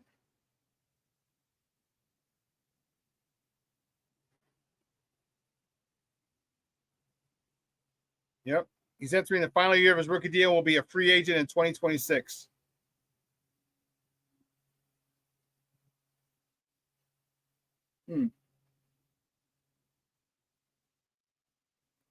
So, good question. What do you do with him? Do you extend him? Do you extend him and then trade him? Because he's going to get a lot of money in the off season. On the market, he's going to get a lot of money because you get a proven left tackle. Now, he's not a Pro Bowler. He's solid.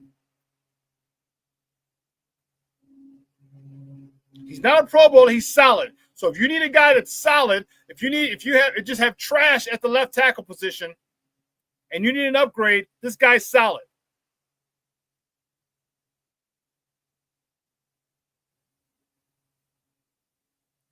Foster, you can find a partner in training camp. Cool.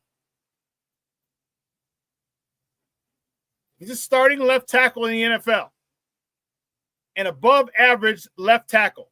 That is worth millions. And millions.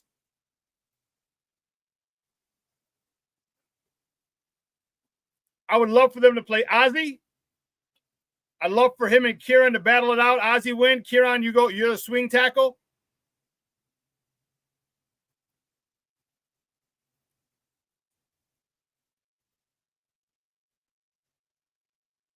But that's going to be important. Because in the one thing that I'm excited about that in watching his tape, and the thing that Ryan Post said, which really got me excited, Nomad mentioned it. He said when you watch Ozzy Trapillo's tape, he said it's a boring tape. It's a boring tape.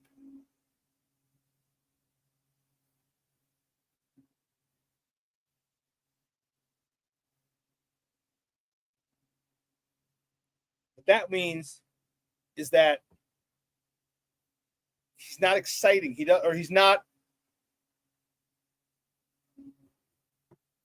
not a guy who brings drama. Okay? Like he's not getting beat every few plays. That brings drama. That brings suspense. That brings anxiety. When he locks on, you're like, oh, okay. Oh, he got him. He tried to spin move. He got him. He tried to rip move. He got him. He tried to push pull. He got him. Okay, good. All right, good job. Next play. Got him. You just watched film, and he just handles his dude. Maybe not overpowers. Maybe he does.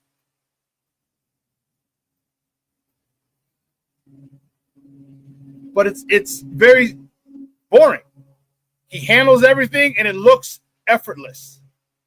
When guys go there to move, then their counter move, then their counter move, and he still has that's a boring tape. You want boring for your left tackle. A guy who can handle everything. Rip, push, pull. Foster, you ain't freaking lying, bro. You've had enough drama with the Bears. I can handle some boredom on the O-line. You're damn right. You're damn right. The boredom where Caleb can actually be flat-footed at times, wait for routes to develop, and fire it in there. I'm telling you, I can't wait for that type of situation to happen, where he's waiting, he's flat-footed, because he's got time, because his offensive line is a wall, a fortress. And then he fires it over the middle of DJ with a deep end, or Rome with a deep end, or he goes deep to Luther Burden on a corner route. And that's a good combo, Rick. You said Ozzie and Tooney on the left side is going to be nasty. Now you got a rookie going up against a two-time Super Bowl champion. I'm sorry, not going up against. Lining up next to a two-time Super Bowl champion. Think of the knowledge that and the tidbits that Joe Tooney can pass on to Ozzie. Remember, I've told you, and it comes around. I don't make shit up and say dumb shit and pull shit out of my ass. The best coaching you can get whenever you step up a level is your first year. Or the most vital coaching you get as you step up a level is your first year.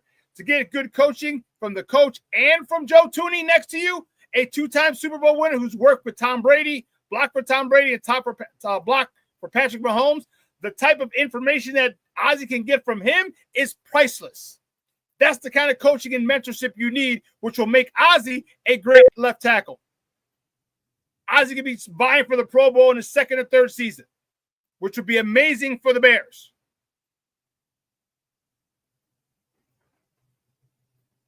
Cornelius Squall says, I want Caleb in a rocket chair every pass play. No, I want some quick passes, but I get your point. I want him to be chill. I want him to be chill back there, knowing that he's got time. He'll have 5 or 6 seconds back there. Most times. On regular pass plays, he'll have 5 or 6, maybe 7 seconds because his offensive line. Remember Tom Brady? You remember when he was with the Patriots, especially when he was with Tampa? That dude was flat-footed all the time. He dropped back, 1, 2, 3, 4, 5, 6, 7. Wait. Boom, fire. Flat-footed because he wasn't afraid. He knew his offensive line had the defensive front handled. And I believe if this is what they do, if they can get that situation with Caleb, this year is going to be very, very special. Again, I don't think Super Bowl. That's what I mean, King Booker World. He says Ted Brady wasn't even bouncing behind that line. Exactly. He wasn't even bouncing. He wasn't even on his toes. He was flat-footed. That's how comfortable you have to be in your offensive line when you're flat-footed. Like I said, I think the Bears' ceiling this year would be the NFC title game. The ceiling. That's stretching it. I'd say maybe the wild card division would probably be more realistic, but you never know. Quarterback goes down, defensive guy goes down, offensive lineman goes down, a key player goes down on a team that they're playing in the playoffs, you can advance. All right.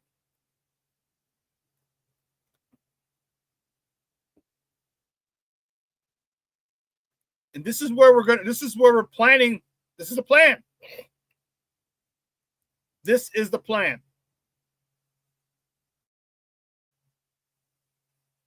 This is the plan that the Bears had for Caleb. Shore up the offensive line.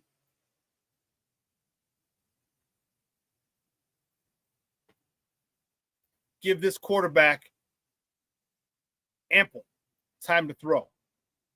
Ample time to hit his receivers. Deep routes, intermediate routes, short routes. Matter. This is the way a football team should be built. Should have been built like this. But we're here now. got a stud right tackle. You've got great middle three. You just drafted a rookie in the second round after drafting a tackle the previous year in the third round to cover up for in the succession plan to take the place of the guy that you drafted in the fifth round. Was it fifth or seventh for Braxton Jones? Whatever. It was late.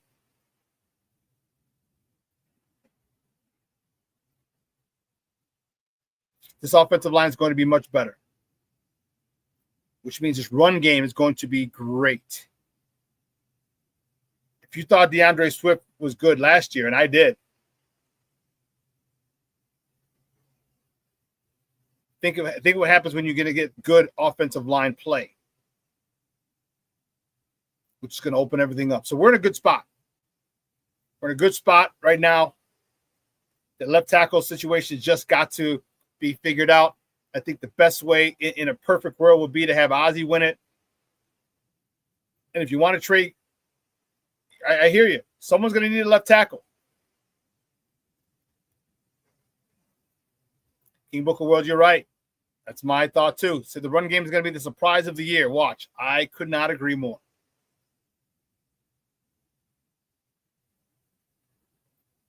Rick Gonzalez is glad you said that Shawn Swift is a good player. I agree.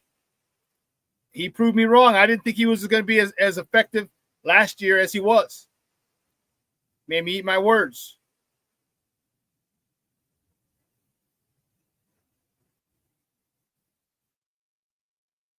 And then Kyle Monangai, I'm telling you, this guy, watching his tape,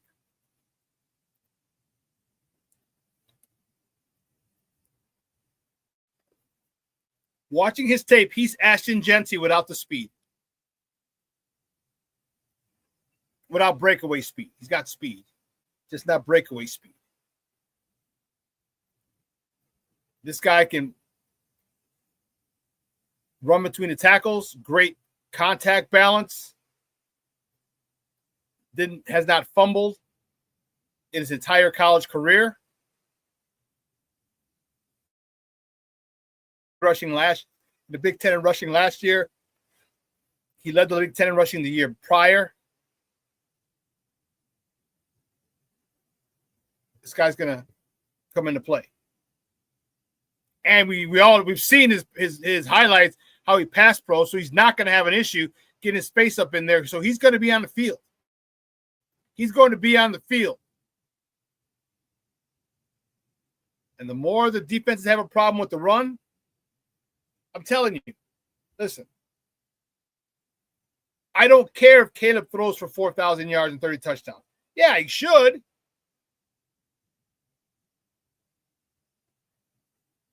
But you give me a guy, I'll take the Jalen Hurts stat, 3,400 yards, and we go deep in the playoffs and win Super Bowls.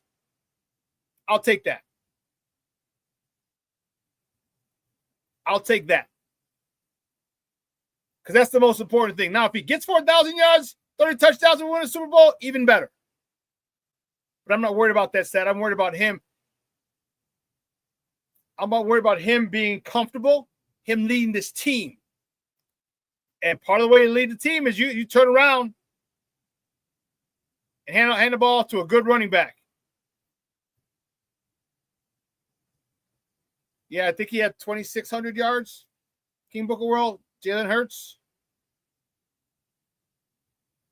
Let's see.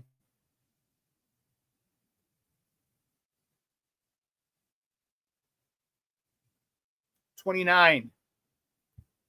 2,903 yards, 18 touchdowns for Jalen Hurts last year. And guess what? Won a Super Bowl. I'll take it. I think Caleb has more weapons and can do more. But I'd take that. Foster covers. Like Al Davis said, just win, baby, win. Tell him, King Booker World, Hurts' best stat, Super Bowl winner. And that's the thing we need to focus on. That's the stat we need. How was he in Super Bowls? How is Caleb going to be in Super Bowls? With an S, Super Bowls. What's Caleb's record going to be in Super Bowls?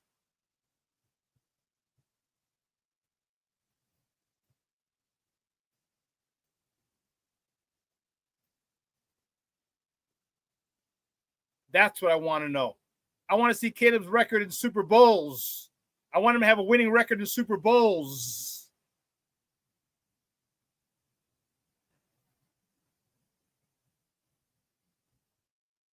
And I think this team is built perfectly for that. I think we'll see how they Obey Odebango is. Austin Booker. I need a big game. I need a big season from him. He's kind of been, I don't know, maybe lost a little bit.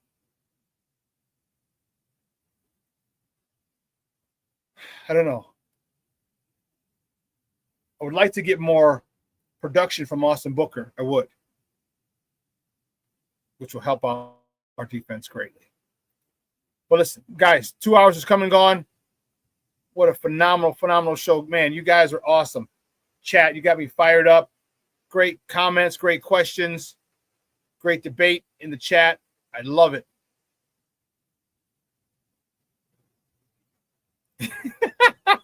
You are a damn fool, King Booker World.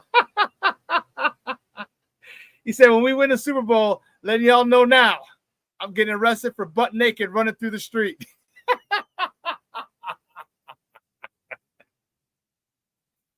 Hey, is that for the first one or the second one? Which one? Or both? Oh, man. Listen, guys, you have a phenomenal day. We're going to replay this at 6 tonight. Okay. I appreciate my sports owners.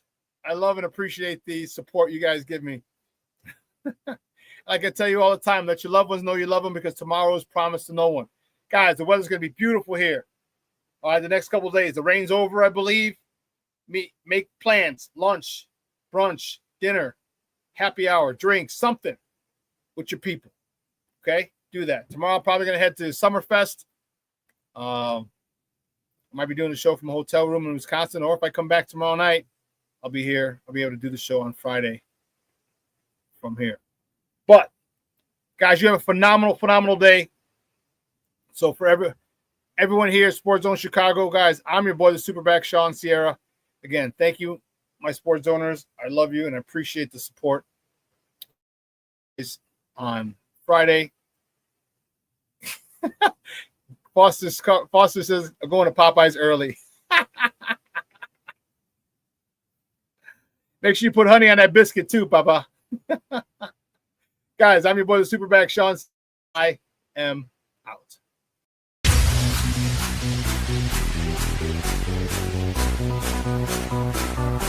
Come on, race the race. Get ready for the top and answer the drop.